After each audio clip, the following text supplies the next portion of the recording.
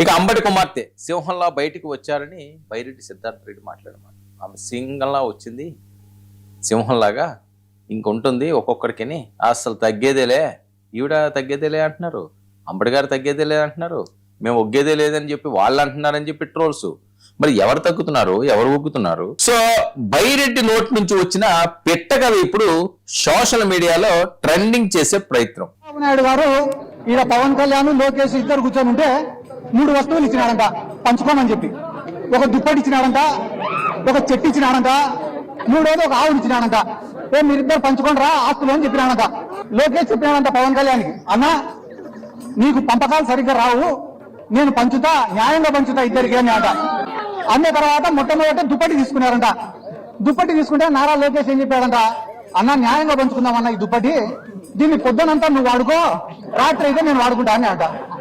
ఆ న్యాయంగా పంచినావు తమ్ముడు అని చెప్పి దుప్పటి తీసుకున్నాడు పవన్ కళ్యాణ్.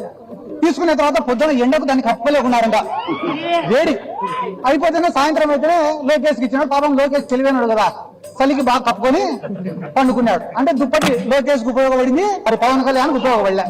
అయిపోయిన తర్వాత ఇద్దరు చెట్టుకాడికి పోయినారు. చెట్టుకాడికి పోతే మళ్ళా లోకేష్ వచ్చి, అన్న ఇది కూడా న్యాయంగా పంచుతానా, నేను అధర్మం పాటించాను అని చెప్పి, చెట్టు పై భాగం అంతా నేను తీసుకుంటా, కింది భాగం అంతా నువ్వు తీసుకుని నాన్న అంట. అంటే చెట్టుకు నీళ్లు పోసేదంతా పవన్ కళ్యాణ్, వచ్చిన పండు తినేదంతా లోకేష్. అయిపోయిన తర్వాత మళ్ళా మూడేది ఆవు కాడికి పోయినారట. పోయి, అన్న ఇది కూడా నేను న్యాయంగా పంచుతానా, ఆవుకు ముందు భాగం అంతా నువ్వు తీసుకో, వెనక భాగం అంతా నేను తీసుకుంటా అని అంట.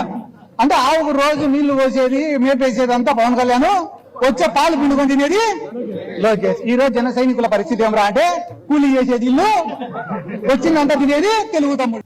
ఆ వచ్చేదంతా తినేది తెలుగు తమ్ముళ్ళట. సరే, బైరెడ్డి సిద్ధార్థ రెడ్డి గారు యువకుడు, బోల్డ్ రాజకీయ జీవితం ఉంది. సో ఈ రకంగా వాళ్ళందరూ కూలోళ్ళు, ఈ చెట్టు కదా, ఈ పిట్ట కదా, లేకపోతే ఆ దుప్పటి కదా, ఈ ఆవు కదా, దీనివల్ల ఏదన్నా జరుగుతుందా, జరగదు. ఏదో కాసేపు నవ్వుకోవడానికో కాసేపు చూడడానికో అని, లేదా ట్రోల్స్ రీల్స్ ఇప్పుడు ఏం చేస్తున్నారు, దానివల్ల జ్ఞానోదయం అయిపోయి గొప్ప పురుషుల్లాగో లేకపోతే ఒక ఆధ్యాత్మిక చింతనతోటో వెళ్ళిపోయే పరిస్థితి ఉంటుందా, ఇలా చూస్తున్నారు, అలా పోతున్నాయి. రోజుకు 100,000 రీళ్లు వస్తున్నాయి. సో ఇప్పుడు నేను చెప్పబోయేది ఏంటంటే, బైరెడ్డి సిద్ధార్థ రెడ్డి యాక్టివ్ మోడ్లోకి వచ్చేసారు వాళ్ళు. సో ఆయన యాక్టివ్గా అంటున్నారు, రాజకీయాల్లో యాక్టివ్గా చెయ్యాలి, జనాల్లోకి రావాలి. సో కథలు చెప్తే వినే రోజులు పోయినాయి, పిట్ట కథలు చెప్తే అస్సలు పట్టించుకునే రోజులు ఎప్పుడో పోయినాయి.